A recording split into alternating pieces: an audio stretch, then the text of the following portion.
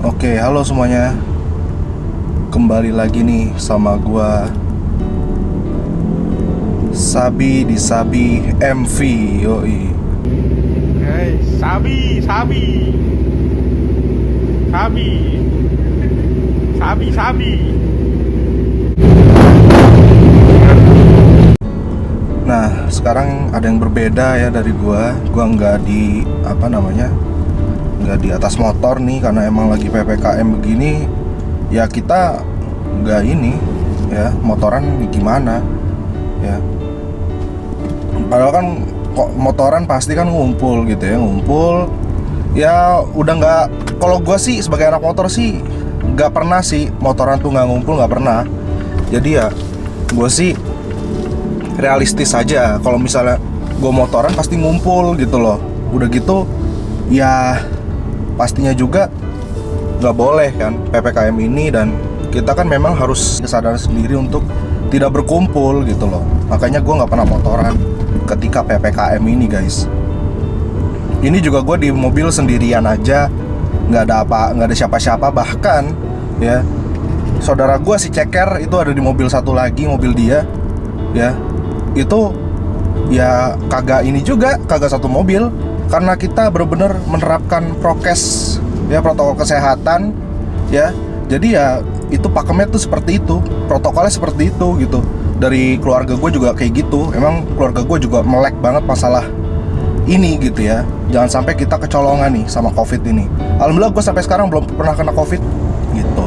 Nah, gue mau langsung aja nih sharing ke kalian gimana sih ya, hampir setahun ini gue pakai CX-3 dan udah 2 kali servis ya. 2 kali servis. Bukan servis yang diada-ada, tapi emang karena servis servis yang ininya guys, servis rutin ya gitu. Tiap 6 bulan sekali gitu kalau Mazda tuh. Rata-rata sih mobil Jepang kayak gitu ya. 6 bulan sekali servis. Itu servis rutinnya. Dan servisnya selama ini, sejauh ini sih, karena pertamanya juga cuma ngecek-ngecek aja, nggak ada yang, kalau bagus nggak ada yang harus nambah-nambah ya. Kayak gue juga nggak harus nambah-nambah ya. Nggak ada biaya pengecekan juga. Jadi totally free gitu ya. Gue nggak tahu apakah ini berlaku cuman untuk salah satu konsumen ya, karena kan biasanya beda-beda kan promo-promonya kan gitu ketika lu beli mobil gitu loh. Bukan karena orang spesial gitu, itu enggak, tapi karena lu ini aja. Apa itu? Ambulan cuk, ambulan TNI. Kita kasih dia lewat dulu guys. Oke, dia ternyata lewat situ. Oke. Duh, COVID, padahal udah menurun ya COVID, alhamdulillah. Cewek gue yang orang itu nggak, kayak katanya udah jarang yang lewat ambulan ya, orang yang pemakaman massal itu. Nah, udah. Nah, itu tuh servis pertama masih gratis gitu ya, karena nggak ada yang diservis juga sih sebenarnya, cuman ada pengecekan doang gitu, screening namanya. Nah, terus yang kedua pas 6 bulannya lagi, pas 10.000 ya, 10.000 kilometer ya, itu dilakukan servis berkala lagi ya, dan itu bayar ya, tapi dengan catatan tidak ada kerusakan ya, hanya pergantian yang memang harus diganti setiap 6 bulan gitu, seperti oli gitu ya, oli mesin gitu ya. Nah, itu dibanderol dengan harga ya 2 juta ya, buletin aja lah, 1.900.000 sekian lah, 2 juta gitu ya. 2 juta itu tuh ya termasuknya sih, masuknya agak mahal. Gue dulu pakai Polo, mobil Eropa ya, VW. Nah, itu harganya 4 juta setahun sekali ya. Nah, udah. Tapi ya menurut gue sih wajar-wajar aja Mazda ya, karena dia juga banyak faktor electrical, banyak faktor sensor-sensor. Jadi menurut gue oke-oke aja sih, gue nggak begitu masalah dengan hal itu gitu loh. Ya lagi-lagi kita kalau beli mobil itu memang harus kita tahu gitu loh. Ya ini yang kita beli mobil seperti apa.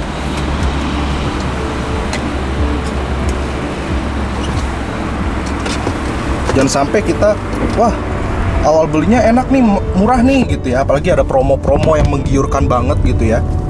Wah murah nih jadinya nih gitu kan. Tapi begitu servis lu terngos-ngos apa jadi ngos-ngosan gitu, kayak wah keteteran gitu loh servisnya. Waduh, mahal banget ya servisnya gitu kan. Lagi-lagi tuh kita harus begitu ya, harus banyak-banyak berpikir sih sebelum beli mobil tuh ya. Mobil yang kita beli itu mobil macam apa gitu loh ya. Gua alhamdulillah rezeki gua ya semazda ini, ya udah gua belinya ini gitu loh, nggak beli yang lebih, nggak beli yang kurang gitu. Nah, jadi menurut gua 2 juta itu untuk setiap 6 bulan setiap 6 bulan servis itu menurut gue sih wajar-wajar aja ya. Jadi nggak terlalu masalah buat gua ya, bukan nggak terlalu masalah, malah nggak masalah sama sekali gitu ya. Pokoknya aman sentosa aja lah gitu ya. Ambil kiri aja.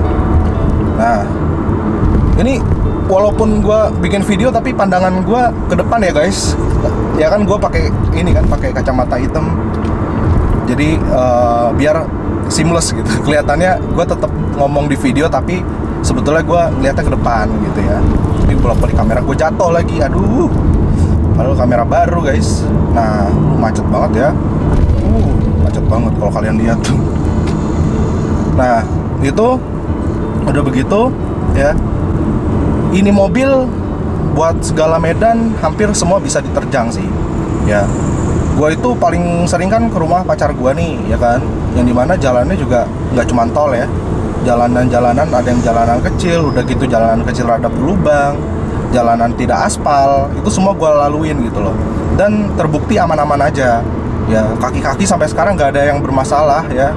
Gue sukanya tuh kayak gitu. Gue kenapa pilih Mazda tuh ya, termasuknya kayak apa, gue pilih Mazda tuh salah satu alasan gue tuh itu karena memang Mazda itu bagus secara ininya ya, kaki-kaki segala macem ya. Nah, karena dia basicnya Mazda 2 kan, itu kan jadinya dia compact gitu kan, compact, enak lah, mau ngapa-ngapain juga enak gitu, mau ke tempat yang gimana kecilnya juga enak ya.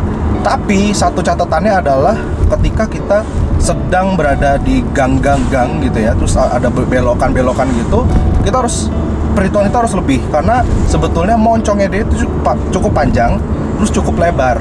Jadinya ketika kita first impression kita ngelihat mobil ini kecil, ini mobil kecil nih ya, kita kira gampang lah masuk gitu ya. Tapi beda gitu, karena di Mazda ini ternyata feelingnya tidak seperti mobil Eropa ya, dimana kalau misalnya itu terjadi kepada BMW itu tuh nyaris nyaris tidak inilah, nggak bakal tidak sesuai first impression gitu. Jadi kita ngeliat mobil kayak gini, kita naikinnya oh ya pas gitu. Tapi kalau Mazda ini tuh enggak gitu loh. Itu yang gue paling nggak suka sih dari Mazda gitu. Nah, tapi dia ini kalau kita udah menyesuaikan diri sebenarnya sih fine aja, nggak akan ada masalah apa-apa gitu. Jadi ini hanya masalah lo biasa apa enggak gitu bawanya. Kalau udah biasa, fun to drive banget. Mendadak kieu ya. Dan dia ya itu buat segala medan tuh enak banget. Nah, dengan mesinnya 2000 cc kecil ya, bodinya bukan mesin yang kecil ya, mesinnya besar 2000 cc, bodinya mini ya, membuat akselerasinya tuh gampang banget ya, mencapai angka yang diinginkan gitu ya. Walaupun non turbo ya, tapi lagi-lagi Skyactiv itu memang agak berbeda sih, agak berbeda dari teknologi-teknologi yang ada di mobil-mobil lainnya gitu ya. Kayak misalnya CX-5 yang 2500 ya, itu dia lebih kencang daripada CR-V turbo gitu loh. Padahal CR-V turbonya udah kencang banget, tapi secara HP dia itu bisa lebih kencang daripada CR-V turbo gitu. Jadi enak banget deh pakai mobil Mazda itu ya. Dan gue kalau alhamdulillah gue punya rezeki ya, gue mungkin akan membeli Mazda lagi gitu loh.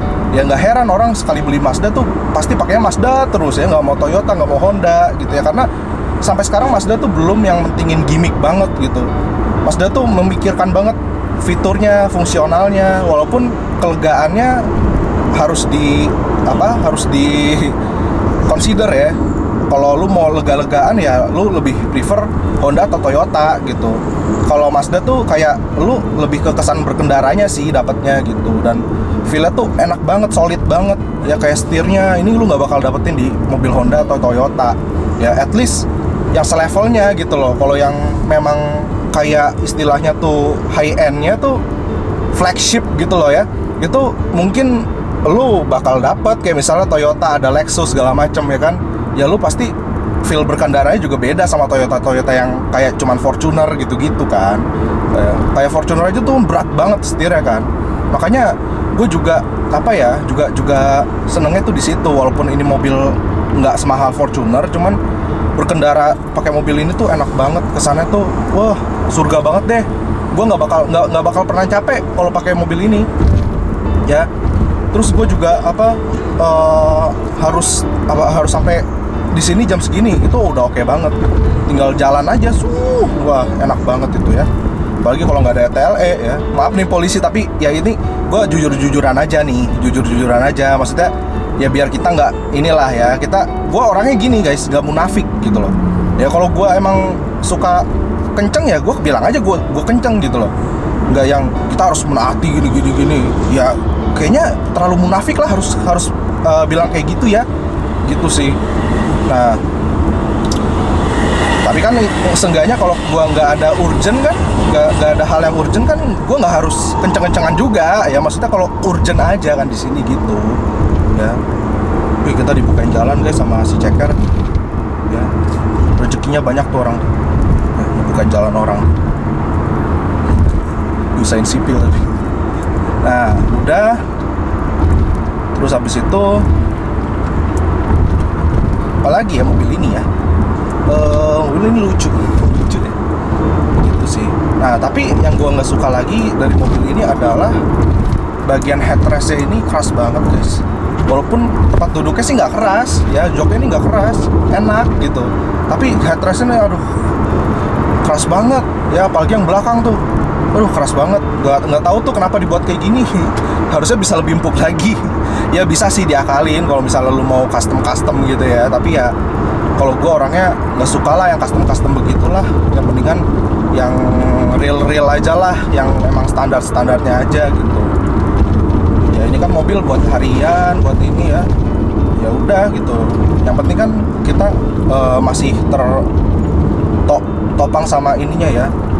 Sama joknya ini yang bagus banget ini ya. Nah terus apalagi ya, ya udah sih gitu aja. Kalau masalah kelegaan ya tadi gue udah bilang, kalau lu mau lega-legaan lu lebih ke Toyota sama Honda sih. Kalau CX-3 ini ya lagi-lagi sebetulnya semua Mazda itu kecuali yang sedan yang emang biasa dipakai buat pejabat gitu ya, atau CX-9 gitu ya, CX-8 ya sorry to say gitu loh. Selain itu ya nggak lega sama sekali gitu loh, nggak nyaman sama sekali duduk di belakang ini. Ya paling nyaman ya drivernya aja. Ini driver oriented banget, enak banget deh pakai mobil ini tuh. Kalau nyetir sendiri tuh udah nggak ada yang harus dipikirin lagi. Ya lu feel free aja untuk ngapain aja, untuk mau lu mengkondisikan diri lu di jalan tuh kayak gimana. Enak banget deh pakai mobil ini, yang nggak ada duanya, yang nggak ada dua, nggak ada tiga. Aduh enak banget pokoknya. Jadi kesimpulannya, apakah worth it ya kalau kalian mau beli CX-3 ini untuk akhir-akhir ini ya, tahun 2021 gitu. Oke, jadi sekian aja dari gua. Gua Sabi dari Sabi MV. Gua pamit, bye bye.